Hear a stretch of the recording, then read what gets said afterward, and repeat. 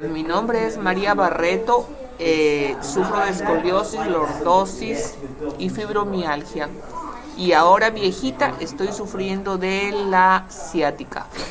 Así que tienen que ustedes salvarme, por favor.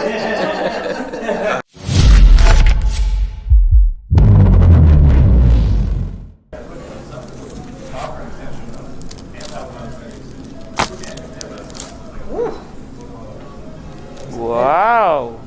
Yeah.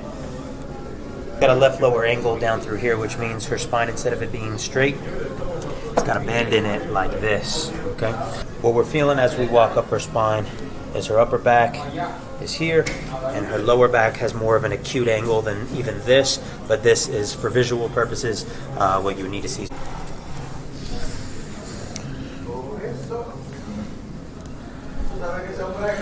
When someone, I'd say, gets above the age of 55 with scoliosis in their spine, you not only have increased rates of degeneration, but you increase the probability of bone density issues as well as fractures. Mira izquierda.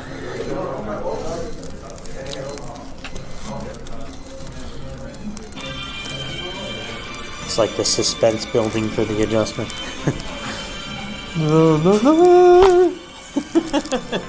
Wow. Yes, you got a soundtrack. Wow. Esto es maravilloso. Face me. Del lado derecho para arriba. Ciática. Sciatica? Sí. You know, that's another issue. So one of the things she's dealing with is sciatica, and that becomes an issue when someone has angles in their spine that aren't supposed to be there. You not only increase chances of low back pain and all types of musculoskeletal issues, but a lot of neurology issues as well. Sciatica, numbness and tingling, blood supply, circulatory issues. ¡Au! Bueno. Yep, I know. Eso sí no fue maravilloso. I know. Hang in there. You'll love me later. I don't know what you said, but you'll love me later. She said that adjustment was you.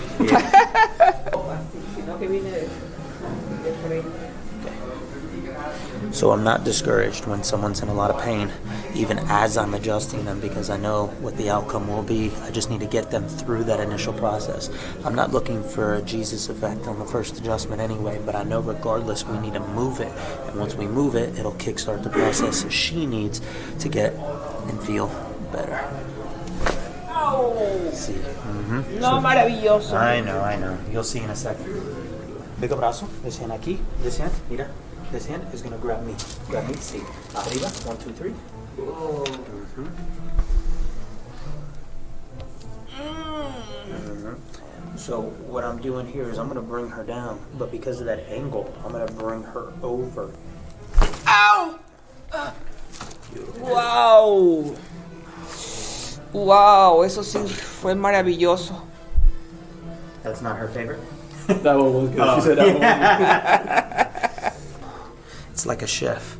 You might look at a food and go, you know what? Nah, I don't like that. And the chef's thinking, well, when I combine it with this and then I serve it to you, and the way I'm going to serve it to you, you're going to love it. Trust me. That's how I am when I'm adjusting. I'm like, yeah, she might not like it when I'm in there, but once I'm done and I put it all together and serve it, you can be happy. ¡Au! Uy. Yeah, I know. Limited range of motion here in dorsiflexion. Don't blink, you might miss this one. ¡Au! No, maravilloso. No. Wow.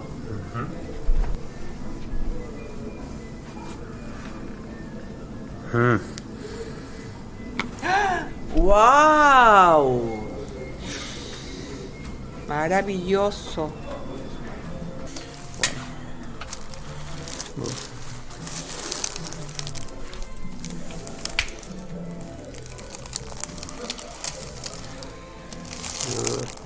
So remember, she has a right upper angle, so that's this sign her spine is curving here. So what I'm going to do, I'm going to take her out of that curve, okay? This will not correct that asymmetry, but for adjusting purposes right now, I'm going to bring her away from it. Wow, esto sí fue maravilloso. Sí. Whether it's neck pain or back pain, fibromyalgia, scoliosis, autoimmune, COVID, or cancer, the one common denominator, in my opinion, is inflammation. Now, as a chiropractor, I'm going to address inflammation mechanically on the joints and the spinal column itself. But there's other ways to minimize and influence inflammation. You've got exercise, and of course, the major player, which is diet, nutrition, fuel, what we put on our body. The one thing I think those fall short on is addressing joint inflammation. Now, systemically, we can influence it through food, exercise, and other various ways, but nothing moves inflammation and improves joint health and integrity and the neuromusculoskeletal system like a chiropractic adjustment. Now, I do always like to go above and beyond and go that extra step and make that nutritional recommendation, which is why I wanted you to hear this and not just watch the adjusting video. Outside of adjusting, when we're done, I'm going to talk about things like reducing complex carbohydrates, minimizing or avoiding sugar, because all of these will drive the inflammatory response of the body. We could get even more picky or specific with it, and I could say, well, we want to avoid things like seed oils. Seed oils tend to raise the omega-6 in our body, guys. The omega-6 is a type of fatty acid that in abundance or in too much or surplus is going to act as a pro-inflammatory. And what that means is it's going to invite, promote, or instigate more inflammation. So it's going to set it off to where I just do a mundane task, like go ahead and bend, and I normally always do that. But now every time I do it, I'm achy and my body hurts, okay? So that comes back to inflammation. So if we want to tip the scale, the healthier fat, even though they're both good, but again, the omega-6 is what really gets out of balance, we want more of those omega-3s. I say omega-3, most people in the general pop immediately go, yeah, avocados. So of course, avocados are phenomenal omega-3, but when it comes to really fixing an imbalance, personally, I think nothing does it better than fish oil. A great, high-quality, unadulterated fish oil. My favorite, Alaskan cod liver oil. I think, hands down, in my opinion, based off everything I've read and seen clinically in my office, it's the best. And it's a great way to boost up the omega-3s. So for someone like her, I'm absolutely recommending that she be more woke and more conscious of not only what she's consuming and how that can affect her systemic inflammation, but really dialing in on the fish oil, the Alaskan cod liver oil, raising up that omega-3, reducing the omega-6, and really bringing that back into a better, healthier balance. And between that and proper movement and getting adjusted regularly to maintain good spinal health and keep inflammation off her joints, I think it's a win-win. I hope you enjoy. Now back to the video. So she's got a history of fibromyalgia.